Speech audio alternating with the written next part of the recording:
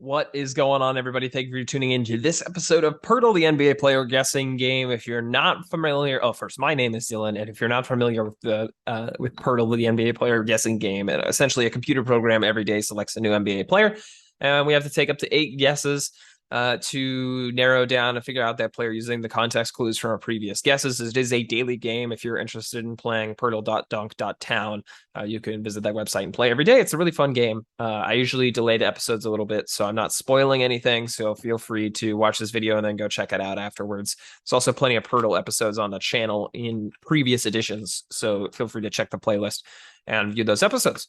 Usually start with a player from my favorite team. Given I'm recording this on a day that the Nets won against the Toronto Raptors, I'm going to go with a guy who returned to the lineup for the first time since he got hurt last year. I'm going to go with Joe Harris. The Nets desperately need him, especially with the Ben Simmons acquisition. He was a really great floor spacer and provides excellent spacing for them. You know, having Ben Simmons and Nick Claxton, two guys who don't shoot, it really works out well for them.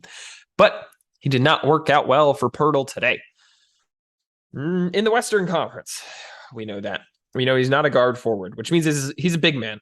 He's a big man. He's also literally a big man because he's significantly taller than 6'6", just under 31. So we're looking at an age 30 or 29-year-old, and then number higher than 12. Okay, Western Conference. We're looking at a center, a true center, not a power forward center, not a Scotty Barnes of the world who plays power forward or center. We're looking at a guy who's a true center, and that's a little easier to deal with. Let's think. West. We could go Lakers. Thomas Bryant's a guy that I could, guess, but he's a little too young, I think.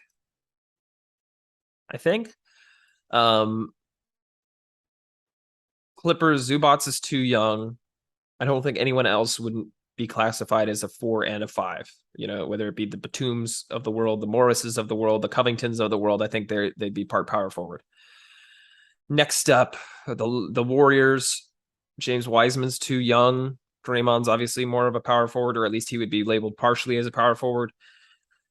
You have the Kings. Domantas Sabonis, I feel like played some power forward minutes with the Well, maybe he didn't. I feel like I've had Miles Turner on here, and he was a power forward. I know Sabonis has played exclusively center for the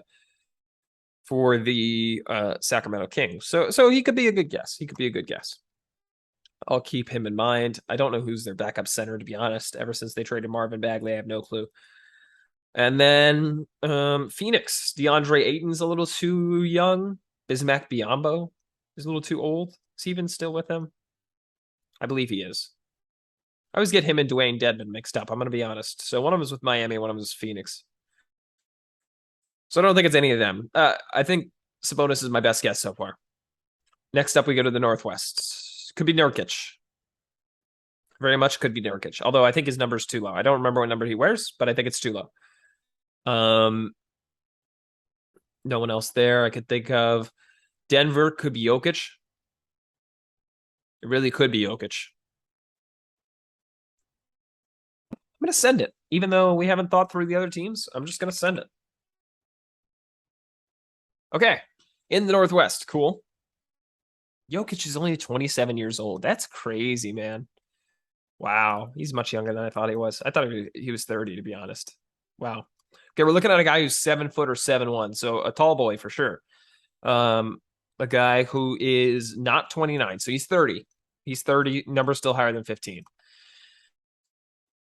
Okay, Nurkic comes to mind. Not sure how tall he is. Got Denver covered. OKC. Alexei Pokusevski's too young. Chet's too young. Don't know who else is taking center minutes from them. I feel like they signed some veteran guy. Utah. No clue who's playing center minutes for them. I've not seen a single Utah Jazz game, but all I can really remember is that they've got Lauri Markkanen and Colin Sexton living the dream with a goal and Victor Wembanyama. And then who am I missing in the Northwest? Minnesota. Could be Rudy Gobert. It really could be Rudy Gobert. He's 7 foot tall. He's roughly 29 or 30. Don't know what number he's wearing with the Timberwolves, but it's higher than 15 for sure. I think it's Rudy Gobert. I think it's Rudy Gobert.